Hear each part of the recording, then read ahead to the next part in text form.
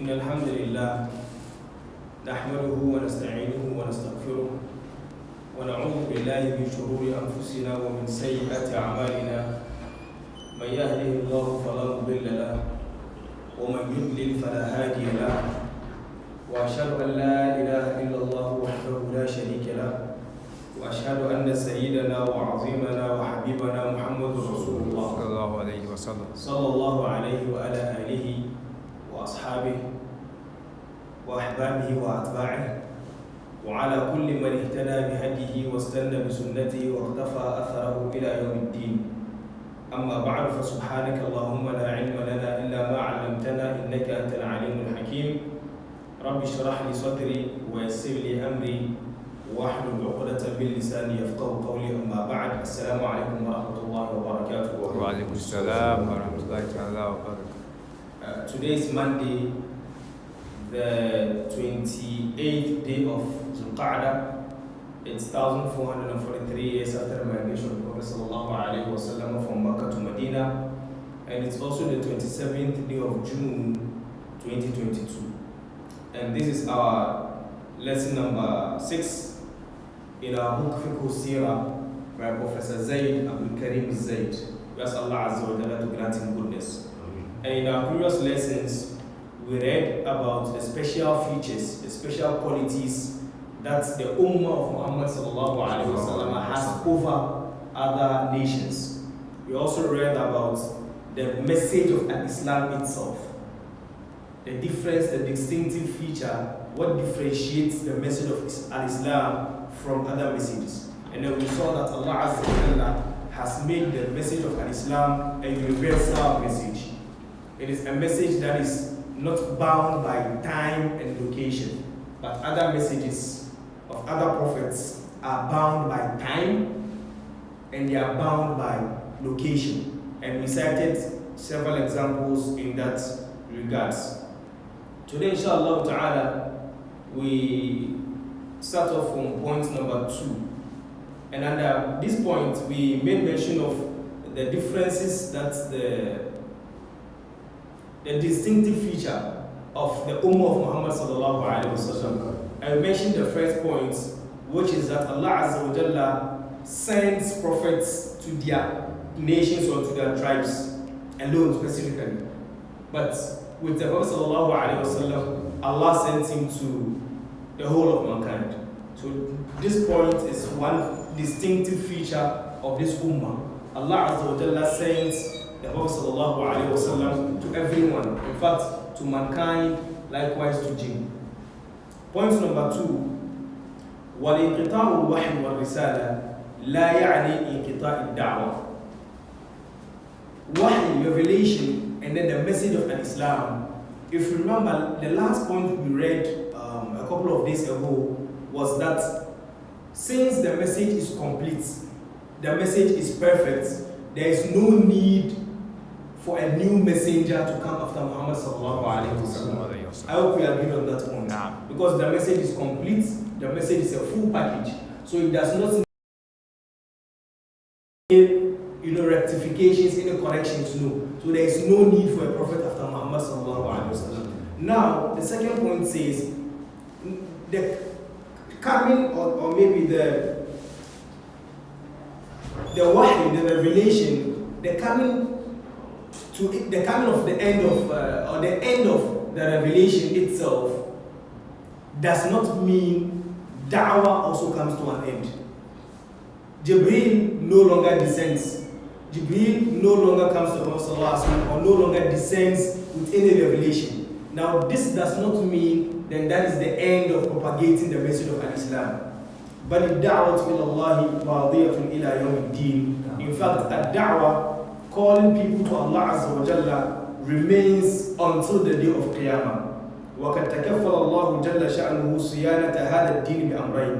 And Allah Azza wa Jalla has taken it upon himself to protect the religion with 2 things. Allah uses 2 things to protect our religion for us. And let's keep this point in mind. 2 things Allah Azza wa Jalla uses in protecting the religion.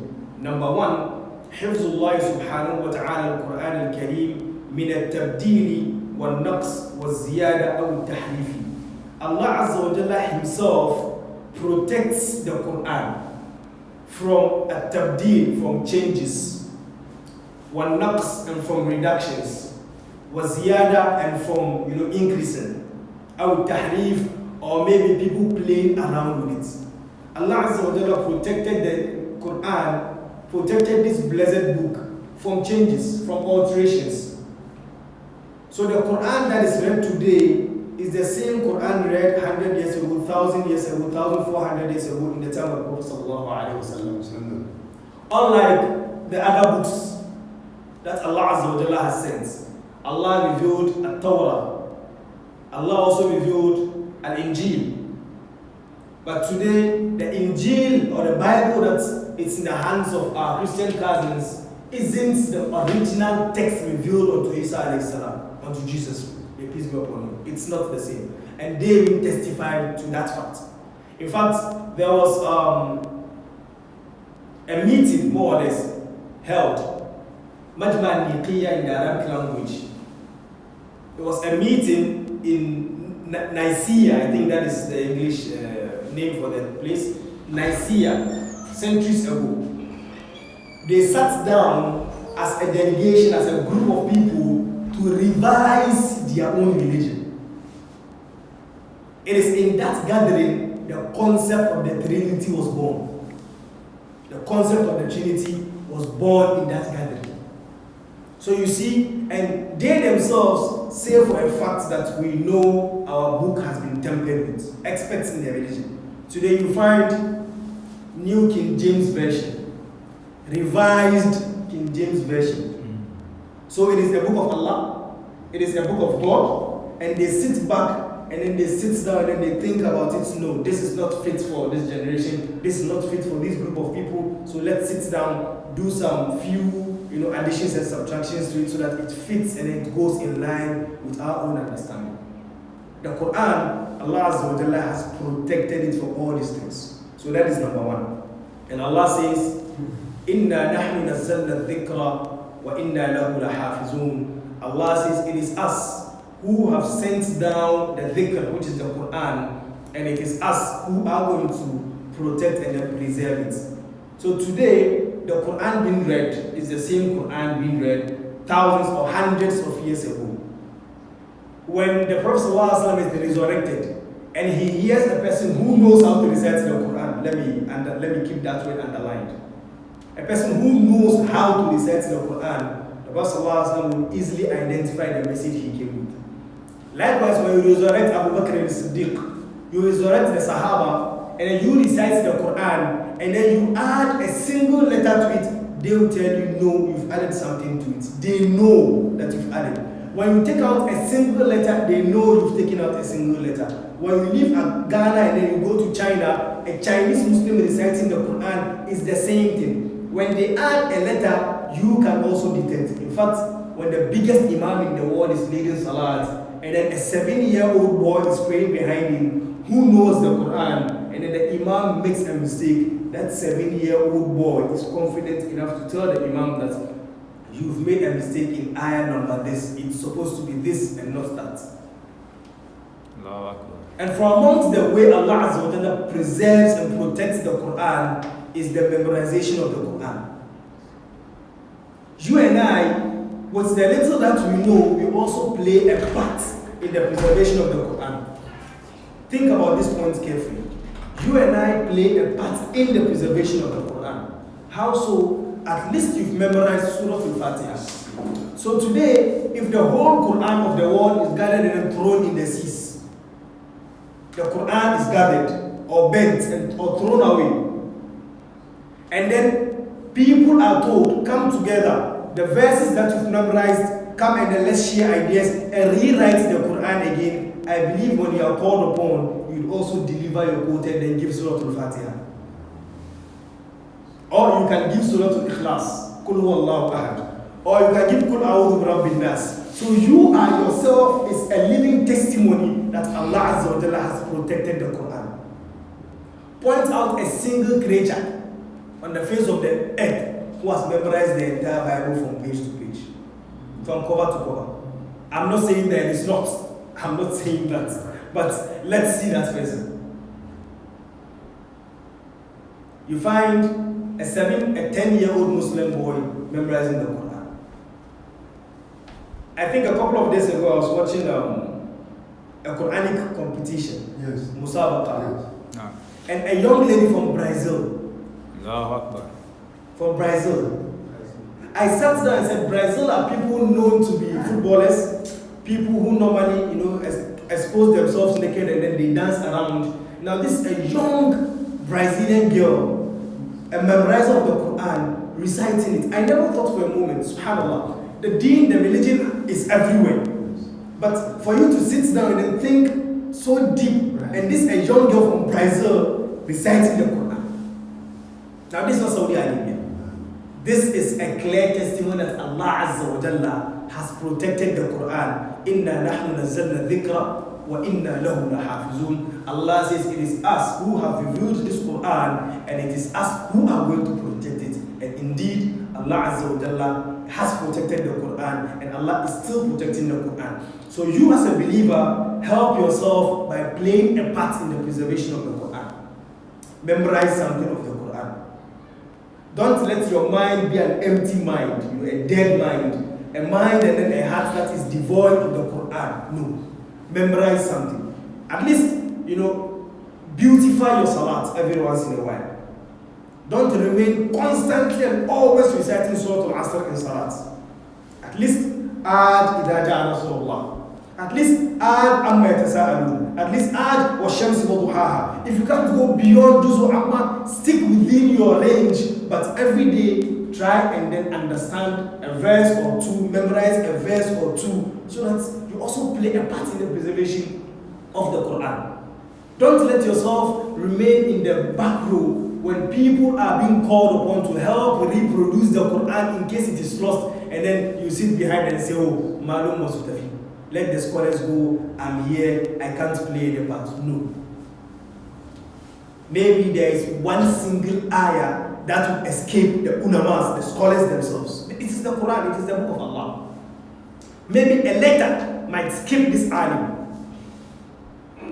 One single letter might skip the malam, the big shaykh. And then you who have memorized it, thinking, oh, these are the small surahs. The big sheikhs should know these surahs. And then you will be the one correcting that big sheikh. If you follow the salat in Haram, in Mecca, Masjid al-Haram, the Masjid of Kaaba and in Medina, the light of Sheikh Abdul Rahman Sudais, Sheikh Saud Shiraim, they find themselves committing very, very minor mistakes. Very, very little errors that they commit.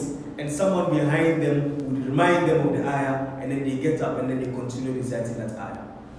So Allah Azza wa Jalla, from amongst the two things Allah Azza wa Jalla uses to protect the religion and to keep the religion safe is number one, His promise of preserving the Quran.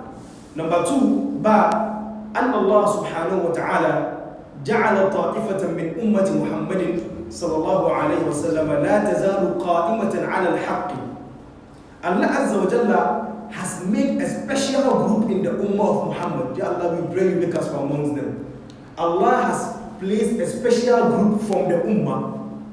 That special group, لا تزال قائمة على الحق. They are constantly and always firm upon the truth.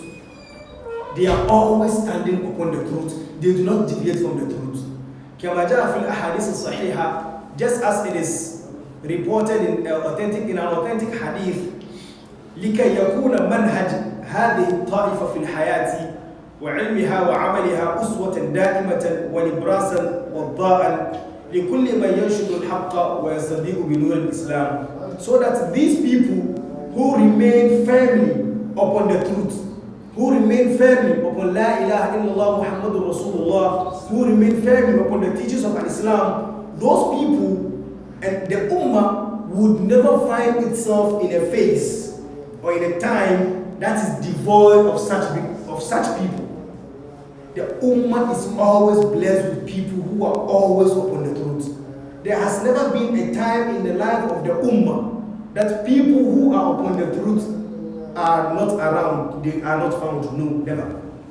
Now this thing is still there. لِيَكُونَ مَنْهَجَ هَذِهِ الطَّائِفَةِ, so that the manhaj, the system of life of these people who are always on the truth, and then their deeds and then their knowledge will be a thing worth copying or emulating. And that thing will be a light, and that thing will be something that will pave way for the nations to come to learn and copy from, and it's something that will always keep the light of Islam brighter. قال صلى الله عليه وسلم, the Prophet صلى الله عليه وسلم said, لا تزال طائفة من أمتي, there is always going to remain a group from amongst my ummah, ظاهرين على الحق, they are always upon the truth, always standing upon their feet when it comes to the truth. لا يضرهم من خذلهم حتى يأتي أمر الله وهم كذلك. People who undermine them, those who look down upon them, that thing will never affect them, it will never harm them. So someone looking down upon them because they are upon the truth, that never harms them, that never weakens them, that never, weakens their resolve, and then they say, well, I'm the only person doing this, so, and everyone is looking down upon me, so let me give up. No, لا يضرهم من خذلهم. And they do not say, if this person does not become one of us, then we cannot grow, then we cannot progress, then we cannot develop. They do not say that. If he is the only person in that town or in that country, he stands upon his feet and he worships Allah Azza wa Jalla. He does not say, we have to be 5 or 10 or 15 or 20 or 100 or 1,000. Are you the only person? Yes. Come to the masjid, call the azan, make the iqamah, and perform salat. Islam does not only need numbers. Islam needs the quality of Muslims, not quantity of Muslims. The quality is what Allah Azza wa Jalla needs and wants, not the quantity. You can have 1,000 people, but one single person, the effort they put overpowers and goes beyond and outweighs the effort put by 1,000 people. That person is one-man army, right? Yes. So learn to be like that. This is a hadith of the Prophet sallallahu alaihi wasallam narrated by Imam al-Bukhari and Imam al-Muslim. وَكَانَ مِنَ الْأُمَّةِ قَبْلَنَا, from amongst the nations that came before us, إِذَا بَدَّلُوا دِينَهُمْ بَعَثَ اللَّهُ نَبِيًّا يُبَيِّنُ الْحَقَّ. When they changed their religion, nations before us, when they changed their religion, when they changed the Sharia, when they changed their legislation, Allah says, do this, don't do that. They change it. Whenever they do that, Allah Azza wa Jalla sends a new Nabi. Allah sends a new prophet to teach them the truth. Nations before us, whenever they change their religion, Allah Azza wa Jalla sends a new prophet. So this tells us some of the duties of the prophets and messengers. It's either the prophet comes with a new legislation, a new Sharia, or the Sharia of that prophet, time has passed over it. Since he's been sent to a particular group of people and at a particular time, after time has passed, that legislation needs revision. So a new prophet would come with that revision. Or sometimes that legislation is lost altogether. So Allah sends a new prophet to renew the message, to renew the core teachings of the religion. So when a prophet or when a message or when people change their religion, Allah Azza wa Jalla sends down prophets and messengers to teach people the truth. وَهَذِهِ الْأُمَّةِ, but this ummah, the ummah of Muhammad sallallahu alayhi wa sallam, لَا نَبِيَّ بَعْدَ نَبِيِّهَا, there is no prophet after Muhammad. Is there? Is there a prophet after Muhammad? No. Except the Ahmadis, who have a belief that Ahmad Ghulam, Mirza Ahmad Ghulam, is a prophet or was a prophet after Muhammad sallallahu alaihi wasallam, claiming, giving evidence to the verse of Surah Saf, وَمُبَشِّرًا بِرَسُولٍ يَأْتِي مِنْ بَعْدِ اسْمُهُ أَحْمَدُ. That Allah Azza wa Jalla speaks upon the lips of Isa alayhi salam, giving glad tidings that there is going to be a prophet after him by name Ahmad. And other verses. This is a bogus claim. It is a bogus claim. There is no prophet after Muhammad sallallahu alayhi wa sallam. And to tell you how severe the issue is, Allah Azza wa Jalla caused Ahmad Ghulam to die, in the toilets. He was seated upon his WC and the angel of death descended upon him and took his soul. To destroy and to make nonsense the claim that he is a prophet. How can Allah Azza wa Jalla humiliate his prophet so much by making him die upon the WC? See, this is enough evidence to tell you that the man is a liar. And all those who believed in him are just holding on to the spider's web, thinking they are holding on to something that is firm. We ask Allah Azza wa Jalla to guide us and them. We ask Allah Azza wa Jalla to guide all of us. Ameen. This is dua. Ameen, Shaykh. So, la nabiyya ba'da nabiyha, there is no prophet after the Prophet Muhammad sallallahu alayhi wa sallam. فَكَانَتْ عِصْمَتُهَا تَقُومُ مَقَامَ النُّبُوَّةِ. So Allah Azza wa Jalla says, the protection that Allah Azza wa Jalla is giving this religion stands in place of prophethood. And I'll explain. فَلَا يُمْكِنُ لِأَحَدٍ مِّنْهُمْ أَنْ يُبَدِّلَ شَيْئًا مِّنَ الدِّينِ إِلَّا أَقَامَ اللَّهُ مَنْ يُبَيِّنَ خَطَأَهُ. So there is no way a person would stand in Islam today and the person would want to change something in the religion. But the person who say anything in Islam except Allah Azza wa Jalla would bring forth from the Ummah a person who would come and point out the mistake and the lie and correct it. If any person or anyone stands today and says something that is contrary to the teachings of the religion, Allah will always bring people who are upon the truth, people who would condemn that lie, condemn that mistake, and place people upon the truth of right, upon the path of righteousness and truth. So do not say, no, these people should keep quiet. Why should they always have to come out and then be exposing the faults and then exposing the mistakes of others? That is the sunnah of Allah. That is how Allah has destined it. That is how Allah has drafted this world. If any person gets up to destroy the religion, people upon the truth, because this is a hadith of Rasulullah, people are always upon the truth. And that group of people would always expose liars and then fraudsters. So don't also play a part in helping those fraudsters and those criminals and liars and those charlatans. Don't support them grow and build their fake and lies, their fake life and their lies. Don't help them by saying no. The ummah, the ulama should always keep quiet. Why should they always talk about these filthy people? Why should they always talk about them? Leave them, let them continue doing it. That is what the early Christians did, and then they destroyed their religion. When they were done with that, meeting in Nicaea, I think it was in 1438, I can't remember the year to be precise, it's around that area. When they were done with that meeting, when they were done with that sitting, a group from amongst them did not agree to the idea of that the Trinity. They weren't convinced with it because it wasn't stated in their books. It's not there. But they were quiet because they feared. Or probably they had their own personal agenda, Allahu A'lam. But they were quiet, and that ideology stayed and remained there. So if today someone is saying something to change their religion, telling you, from amongst that ideologies, Wahdatul Wujud, for instance, saying everything is Allah and Allah is everything. There's a sect in the Muslim Ummah that has that wrong ideology, that filthy ideology, that everyone is Allah and Allah is everything, Allah is in everyone. And then they say a lot of, trying to play around with the verses to really endorse that claim. It is a lie, it is a fabrication. It is not like that. Now, if this thing is not corrected, definitely it should be done bil hikmah wal maw'izatul hasana. It should be done with wisdom and beautiful admonitions. It should be done that way.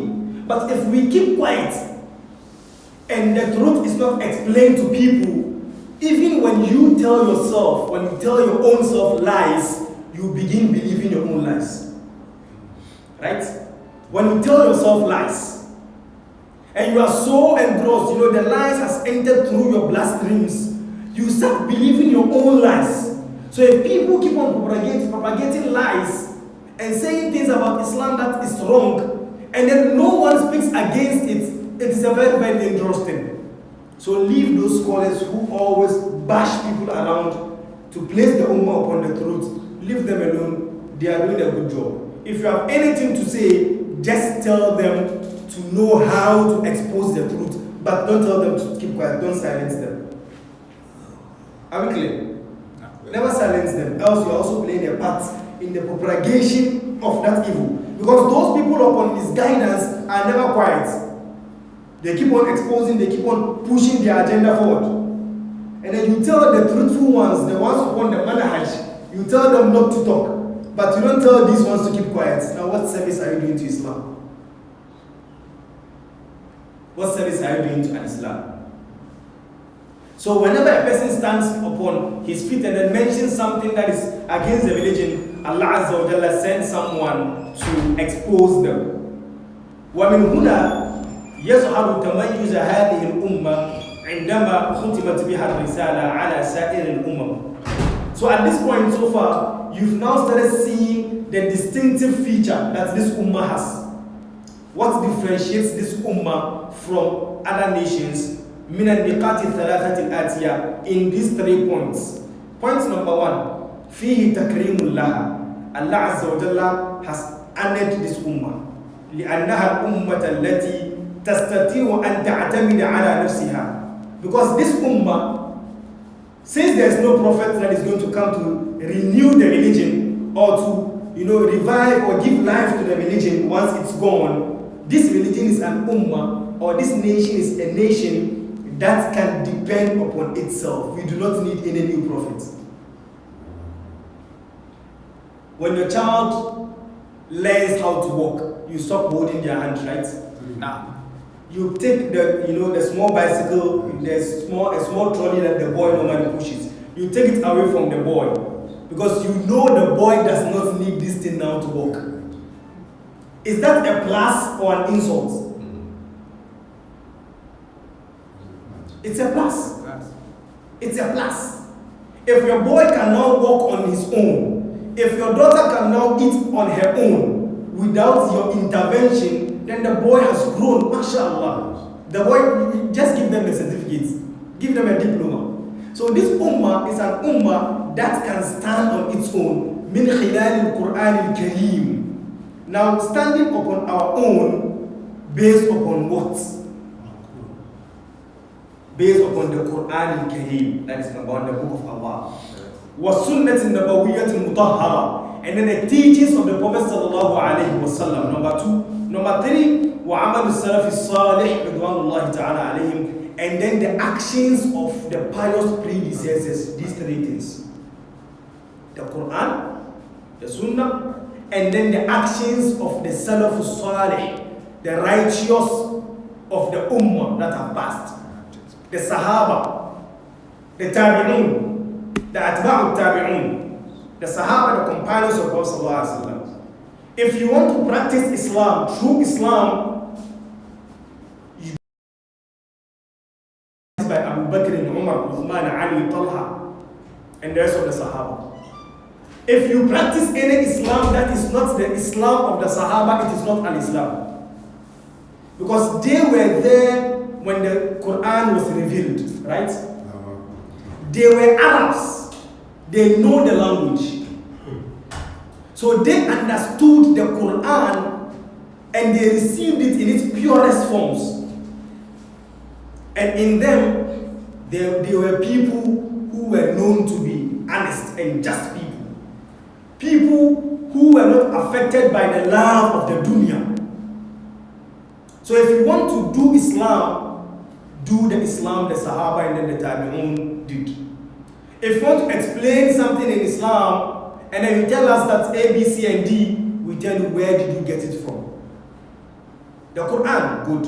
From amongst the pious predecessors who said the same thing you are saying now. I hope you are clear. So if anyone tells you this is the definition of this ayah, you tell the person from amongst the companions or from amongst the tabi'un who also defined or who also explained this ayah as you are explaining it now. If the person has no predecessor, leave his claim to him. The person does not know what he's saying. It is reported that Abdullah ibn Abbas or Abdullah ibn Mas'ud, either one of them, says, "Man kana mustannan falyastanna biman qad mat." If you want to copy a group of people, if you want to learn from someone, learn from those who have died. Now, learn from those who have died. لأن الحي لا تؤمن عليه الفتنة. Because so far as a person is still alive, he is not free from fitna. From the tests and tribulations of life, he is not free from it. Because today you see him to be a righteous man. Tomorrow, will he still remain righteous? Would he still remain on the path of Allah Azza wa Jalla tomorrow?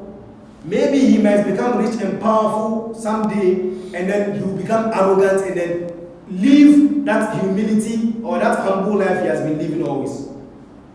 He become a chief or he become a king, and then he starts oppressing people because he's still alive. But the Sahaba, all of them, we know their story, we know their lives, and we know they died upon the manhaj, they died upon the truth, and there is no record of them, forsaking Islam or living a filthy life. There is no record of them doing that. So if you want to learn from someone, if you want to copy someone's life, then they are the best example. Because they are the best of this ummah. After the Prophet, the ummah, the Sahaba are the best of this ummah.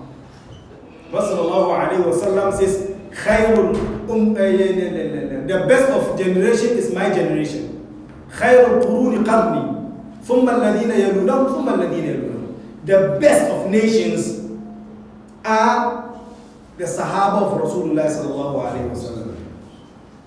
So these are the three things that a person should depend upon in his religion. So the first point is that Allah Azza wa Jalla has made this ummah, has made us people who can really depend upon ourselves when it comes to the truth. Number two, فيه تكريم الله تعتز به.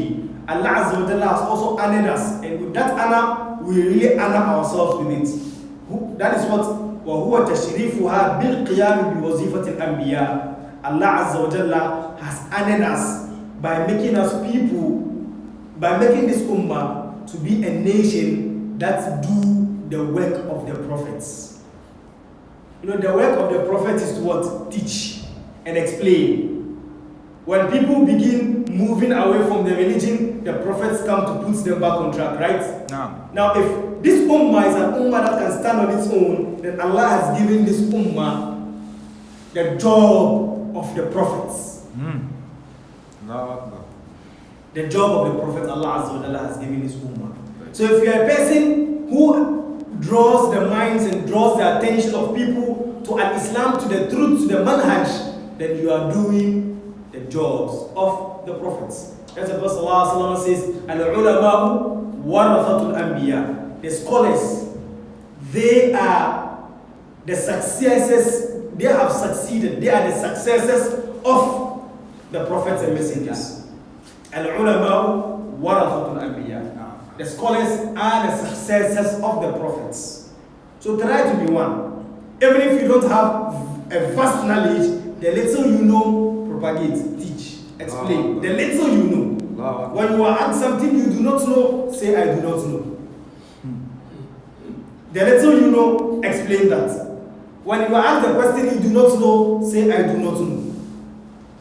Ballighu anni walau ayah. Rasulullah says, teach, propagate about me even if you know a single ayah. Even if it's a single ayah, teach and explain. When you finish reading the ayah that you know, you say Sadaqallahu al-Azim, Allahu Akbar, I'm done. When you are told, no, ayah number 2 looks beautifully explained. No, I only know ayah number 1. Let's stick with number 1. When I learn number 2, I'll come and teach you number 2. It is the same thing we do, it is the same thing the bigger sheikhs do. They would answer your questions. When you ask them something they don't know, they tell you, Allahu A'lam. It is reported that, a group of people came to Imam Malik. Imam Malik. وَمَا أَدْرَاكَ مَا Imam Malik. They came to Imam Malik with series of questions. Question 1, Imam Malik was asked, he says, skip to number 2, I don't know number 1. When he's asked again, let's go to number 3, I don't know number 2. Out of the 50 plus questions, it is reported that Imam Malik did not even answer more than 20. He answered 12, 13, 14, 16. People say, Imam Malik, you a whole Imam Malik? Imam Malik says, if I should be answering every question that is posed at me, my issue, you would not have heard of me in your town. If I should be answering every question, you wouldn't have heard of me from where you were coming from. If I'm asked something I don't know, I say I don't know. And that does not reduce you. It rather increases you. In fact, it increases the trust the Ummah has in you. Let me cite an example. You always ask me questions and then, wow, I vomit the answers. You always ask me, wow, I vomit the answers. And then it comes to a time you ask me a question and I tell you, I don't know. Let me go in and read further. Inshallah, I'll come and clarify. Now, the answer I'm coming to give you after hearing your question, I believe you'll be much comfortable with that answer.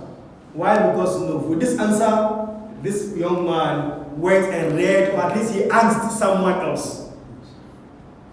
You'll be comfortable with that answer much more than the answer you'll be giving directly.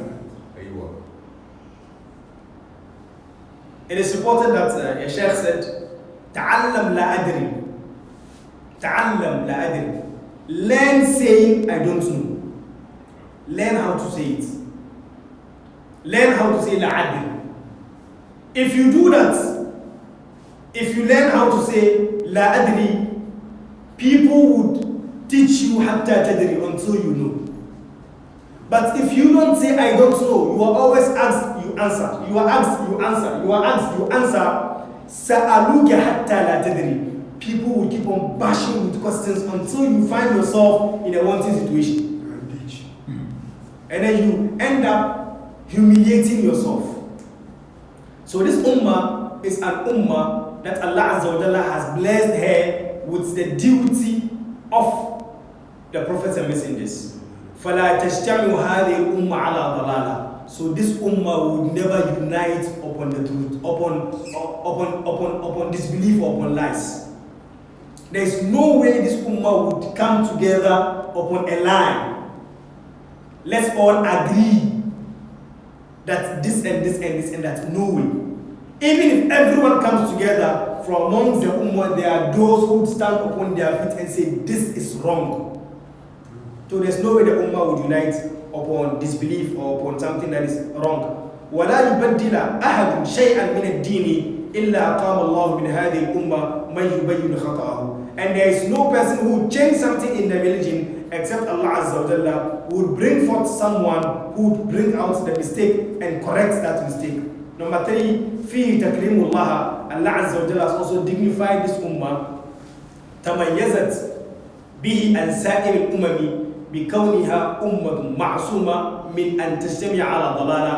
Allah Azza wa Jalla has also protected this ummah by making the ummah not unite upon disbelief or upon lies, upon wrong things, upon things that are not part of the religion. And from amongst the beauty of this ummah, Allah Azza wa Jalla made this ummah the final ummah, right?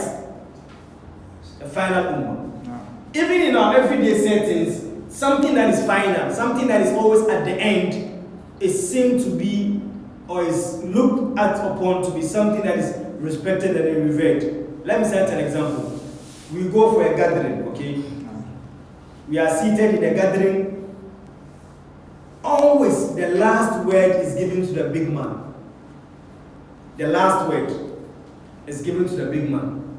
So all the small sheikhs, all the small boys would come and then talk and then say, explain everything. But the final word is what? given to the big man. Even in a meeting, in a program, the chairperson is always, or almost every day, the person giving what? The final word. So we are the last ummah. So the thing that comes last in that regards is something that is given enough reverence and enough respect. Even from amongst your own children, the last born. Right? The last born is always the most beloved child. Your eldest or your big children or the old ones, the eldest of amongst them, would look at the small boy and tell him, when we were like you, Abba, our father, never bought biscuits for us. He never bought toffees for us. You are here, you are even enjoying a bicycle. Right? It is even said that the youngest child is always the spoiled child. Because of the love that the last child gets. So this ummah is the last ummah. So it's like we are the last child. So we have the love of Allah Azza wa Jalla. We have the protection of Allah Azza wa Jalla. We are always under the protective care of Allah Subhanahu wa Ta'ala. Al-Fasl al-Awwal. We are now going to begin the seerah. We are now going to begin the seerah. Al-Fasl al-Awwal, the first chapter of the seerah. All the things we've been reading for the past 5 or almost 5.5 sessions are all introductions to it. And I believe they've been very, very beneficial introductions. Al-Fasl al-Awwal, the first chapter, Fiqhus Seerah min bidayatiha ila qubayl al-bi'tha. In this chapter, we are going to read the fiqh, the wisdom, the knowledge gained from the seerah from the beginning up until the time close to when the Prophet ﷺ was commissioned as a messenger. So from the beginning to almost the age of 40. So from his birth or before his birth to 40. Almost 40. Qubayl al-Bi'tha. And under it, these are the points that will be treated. And let's pay attention. And inshallah, the professor did a very, very beautiful work. Everything was written and done in an orderly and in an academic manner. Every point he writes, he brings out, more or less the table of contents, things that will be discussed under that particular point, and then he goes in line with everything he has written. He doesn't mix things up. And this chapter, Al-Mabhath al-Awwal, the first point is Nasab al-Rasul sallallahu alayhi wa sallam. We are going to read about the family lineage of the Prophet ﷺ, the lineage. Who are his fathers? What kind of family did he come from? Why did Allah Azza wa Jalla pick him from that kind of family? And at this point, we'll see all those things. Al-Mab'ath al-Thani, the second point, Hadithatul Fil, the issue of the elephants. In the year Prophet ﷺ was born, an incident happened.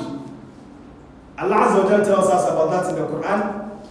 أرأيت الذي ألم ترى كيف فعل ربك بأصحاب الفيل ألم يجعل كيدهم في تضليل وأرسل عليهم طيرا أبابيل ترميهم بحجارة من سجيل فجعلهم كعصف مأكول. A Christian king decided to come and destroy the Kaaba. Something happened. We'll see that, and that is the second point under this chapter. Al-Mab'ath al-Thalith, the third point, Mawlid al-Rasul sallallahu alayhi wa sallam, the birth of the Prophet sallallahu alayhi wa sallam. When was he born? How was he born? Circumstances surrounding his birth. Al-Mab'ath al-Rabi', the third point, Rada'atuhu sallallahu alayhi wa sallam, his breastfeeding. What happened? Where was he breastfed? Who were the women who breastfed the Prophet ﷺ, and what was the wisdom behind that act of breastfeeding? Al-Mabhath al-Khamis, the fifth point, Shaqq Sadri sallallahu alayhi wa sallam. The chest of Prophet ﷺ was cut open when he was a child. Now that incident, he is going to explain to us when it happened, why it happened, and how it happened. Al-Mabasu Sadis, the 6th point, Wafatu Ummihi Amina, the death of his mother Amina. The death of his mother Amina.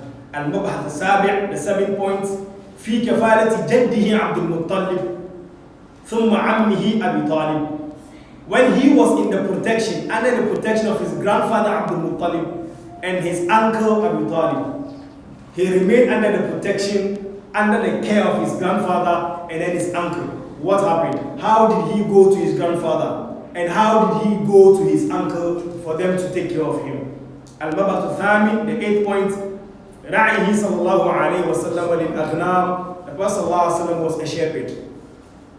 He reared animals. He looked after animals. Whose animals did he look out for? Why was he a shepherd? What was his fee? How much does he take from being a shepherd? This tells the Prophet ﷺ was a worker. He worked. Shepherd. Yes, he was a shepherd and he was a trader. He's an Arab, not a French. Ra'i sallallahu alayhi wa sallam al-Akram, the Prophet sallallahu alayhi wa sallam, he took care of animals. Al-Mabhath al-Tasi', the 9th point, Qissat Buhayra, the story of Buhayra. Who is Buhayra? What was the story? People call him Bahira. Buhayra. What is the story of this man? He's a Christian priest. And we'll get to know his story. What role did he play in the life of Prophet sallallahu alayhi wa sallam? Al-Mabhath al-Ashir, the 10th point, Hilful Fudul. This Hilful Fudul, a very, very minor point about it before we get to that actual point, inshallah, in the book. Hilful Fudul was a group that always wanted to fight. It was a human rights activist, more or less. A group that wanted to fight for the rights of the poor and the oppressed and then the weak. There was a day. How come that Hilful Fudul was established or was inaugurated, more or less, or was created? A man came to Mecca. If you remember in our previous lessons, we realized that Mecca was a place that people traveled to for business. Yeah. So a man came to transact his business.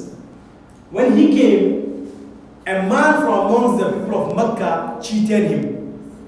He bought something from him, instead of paying, the man didn't pay. So this poor man had no one to go to. So he stood upon one of the hills of Mecca and shouted out loud, "You people are here, one of you has cheated me. One of you has squandered my wealth. Come to my aid, come to my rescue." And Arabs at that time, if you remember our last 2 lessons, they are a tribal people. A people directed or governed by their clan system.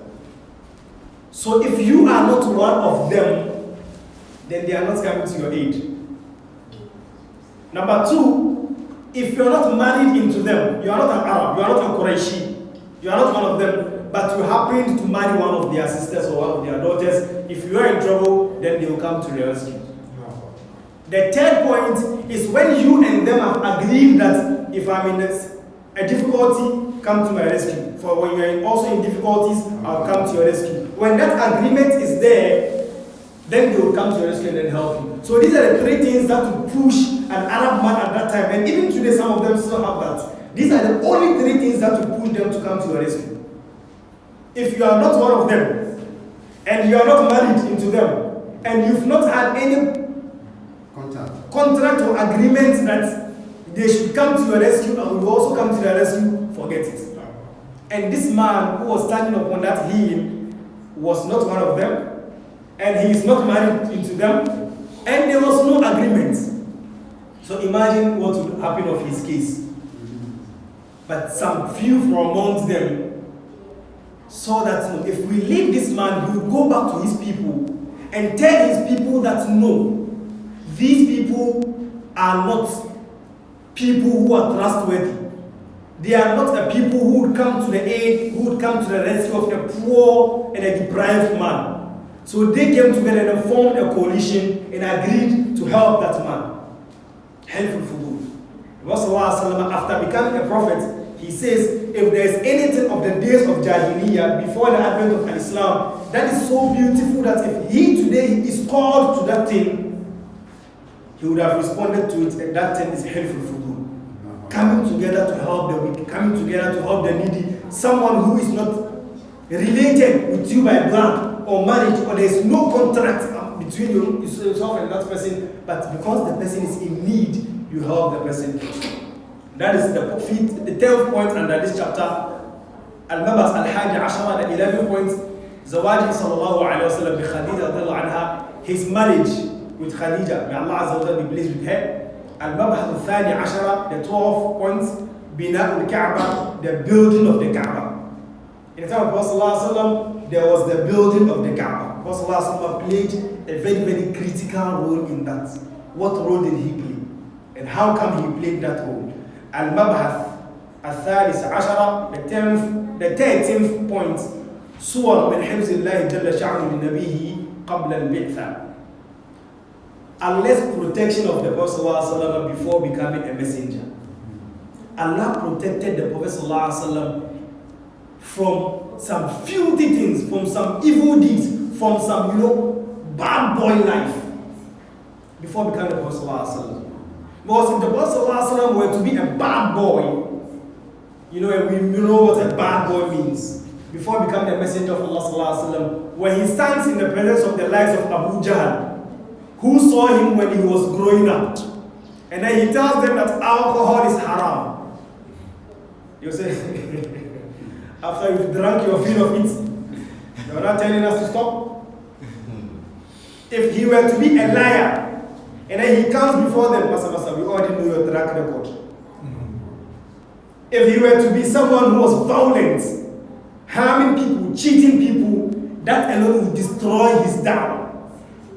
So today, we and the scholars, we are students, if you know you want to venture or endeavor into da'wah, calling people to Islam, Allah has not promised protecting you. Know that. Allah has not promised to protect you. So be smart and protect yourself.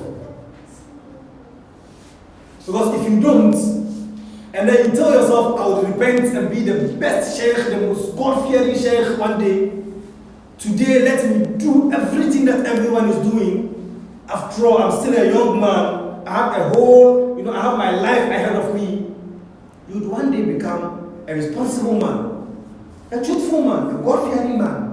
But those who know your history will always remind you about that. In fact, that can be a reason behind people not even listening to the truth that you have. Musa alayhi salam, let me set an example and this becomes our last point. Musa alayhi salam, when Fir'aun had nothing against Musa, when he was sent to Fir'aun, Pharaoh, he grew up as an upright young man. There was no incident of Musa alayhi salam committing zina, drinking alcohol, being a criminal, being a thief. No record of that. Until the only moment when he was going to help someone, and then he gently knocked this one and then the person died. After doing that, he ran away and then left Egypt, left Moscow. When he returned as a prophet and explained the teachings of the religion to Fir'aun, and Fir'aun had nothing against Musa alayhi salam, he could not say you were a thief, you were a drunkard, you were may Allah Azza wa Jalla safeguard us. Mentioning all the evil deeds, he had nothing to say to Musa alayhi salam. The only thing he had to say was, Alam Rabbika fina walidan.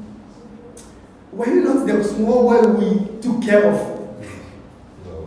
Imagine, he had nothing to say to destroy the da'wah of Musa. So all he could say was, I know that small boy roaming around here that we took care of you. Imagine if Musa alayhi salam had an evil deed. You said it. Oh, are you not that? You lying down by the roadside drunk, lying down in the gutters. Are you not that man today? You are here telling us you are upright.